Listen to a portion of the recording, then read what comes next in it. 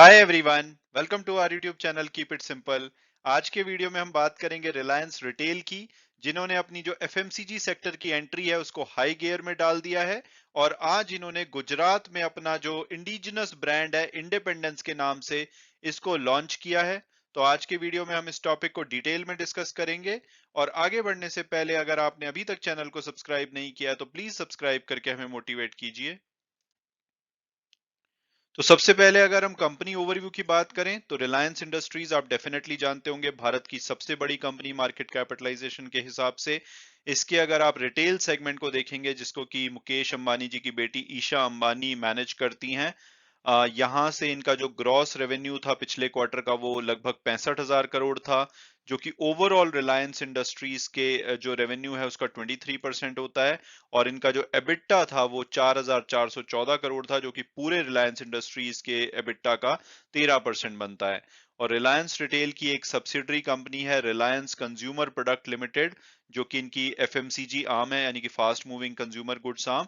इन्होंने ही जो अपना ये ब्रांड है इंडिपेंडेंस के नाम से इसको लॉन्च किया है। और अब अगर बात की जाए लेटेस्ट डेवलपमेंट की, तो आज यानी कि 15 दिसंबर को रिलायंस कंज्यूमर प्रोडक्ट ने अपना एफएमसीजी ब्रांड इंडिपेंडेंस के नाम से लॉन्च किया है। और ये ब्रांड अभी के लिए गुजरात में लॉन्च किया गया है। तो इस ब्रांड के अंतर्गत आपको बहुत सारी जो एफएमसीजी की चीजें होती है, चाहे वो स्टेपल्स फूड हो या प्रोसेस्ड फूड हो या जो डेली एसेंशियल्स की चीजें होती है, जैसे कि चीनी हो गई, दालें हो गई, बिस्किट्स, एडिबल ऑयल, आटा, ये सभी आपको इंडिपेंडेंस ब्रांड नेम के अंतर्गत मिलेगा, जो कि रिलायंस रिटेल के द्वारा ओन किया जाएगा। तो इसको अगर आप कंपेयर करना चाहते हैं तो आप आईटीसी का जैसे आशीर्वाद ब्रांड है, उसमें आपको आटा भी मिलता है, पल्सेस भी मिलते हैं, मसाले भी मिलते हैं।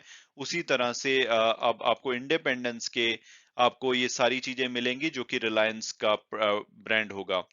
तो इसके लिए कंपनी काफी सारे जो मैन्युफैक्चरर और किराना स्टोर्स हैं गुजरात में, उनके साथ कोलैबोरेशन कर रही है, ताकि उनके लिए भी मतलब उनके साथ मिलकर के क्वालिटी प्रोडक्ट्स को क्रिएट किया जा सके।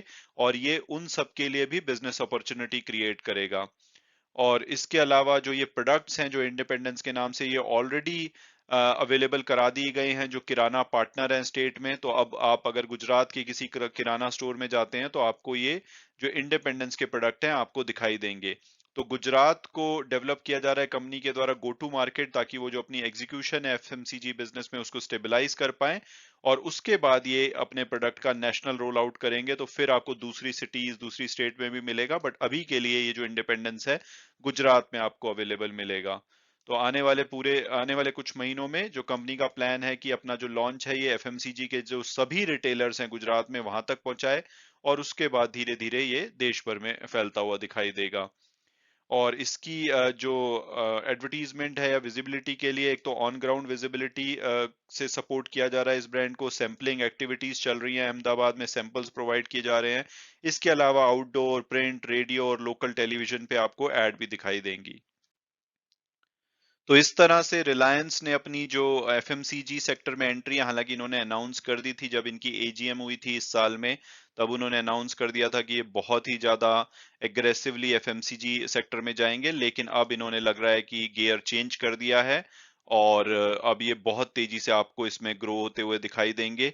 हालांकि इनके अभी बहुत सारे प्राइवेट लेबल ब्रांड आपको दिखेंगे, जो कि आपको रिलायंस रिटेल स्टोर में दिखेंगे। अगर आप रिलायंस रिटेल में जाओगे तो आपको बहुत सारे रिलायंस स्पेसिफिक ब्रांड की आइटम्स मिलेंगी, लेकिन अभी तक ये रिलायंस रिटेल तक ही सीमित थे। इसके अलावा कुछ जनरल ट्रेड में भी इनके कुछ ब्रांड्स मिलते थे, लेकिन ये जो इंडिपेंडेंस होगा ये आपको हर लोकल किराना स्टोर में रिटेलर के पास आपको मिलेगा। और इसके अलावा भी ये काफी सारे जो लोकल ब्रांड्स हैं उनको एक्वायर करने की कोशिश कर रहे हैं एफएमसीजी कैटेगरी में, जैसे कि केविन केयर का गार्डन नमकीन आपने सुना होगा, इसको एक्वायर करने की बात चल रही है। इसके अलावा लाहौरी जीरा जो जीरा है या बिंदु बेवरेजेस है, इनको भी ये एक्वायर करने की कोशिश कर रहे हैं, ताकि जो इनका एफएमसीजी सेगमेंट है स्ट्रांग हो सके। तो अल्टीमेटली इनके कॉम्पिटिटर कौन होंगे, तो ये एफएमसीजी की सभी जो कंपनी है उनको चैलेंज करेगी, लेकिन खास करके Tata consumer product, Adani Wilmer और आईटीसी इनके डायरेक्ट कंपटीशन होंगे, क्योंकि ये पैकेज फूड, स्टेपल फूड और डेली जो रोजमर्रा की चीजें जरूरत में आती हैं उसमें ये बिजनेसेस काफी ज्यादा स्टेबल हैं। तो इनके लिए ये इन ए वे खराब न्यूज है।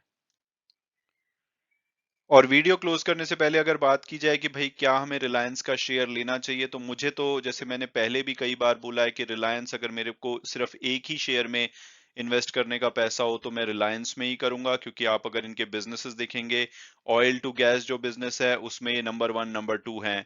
उसके बाद आप जियो डिजिटल में देखोगे तो आप नंबर वन इनको पाओगे।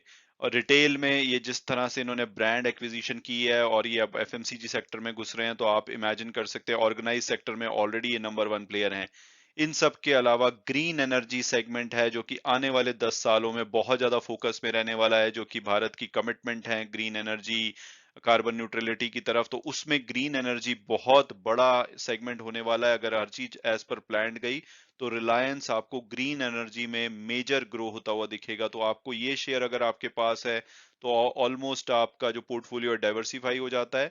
हालांकि बीच बीच में शॉर्ट टू मिड टर्म में हो सकता है कि आपको ये कभी नीचे जाता हुआ दिखाई दे, लेकिन मुझे लगता है कि वो एक बहुत ही अच्छी अपॉर्चुनिटी होगी, क्योंकि लॉन्ग टर्म में रिलायंस का शेयर बहुत ही अच्छा कर सकता है। दूसरा अदानी ग्रुप है, लेकिन उनके शेयर ऑलरेडी बहुत महंगे हैं। तो ये अपॉर्चुनिटी आपको यूज करनी चाहिए रिलायंस के शेयर एक्वायर करने में। हालांकि जो भी व्यूज हैं वो मेरे पर्सनल हैं, अगर आप कोई भी इन्वेस्टमेंट करना चाहते हैं तो अपनी फर्दर रिसर्च के बेसिस पे ही कीजिए। Thanks so much for watching the video and God bless you all.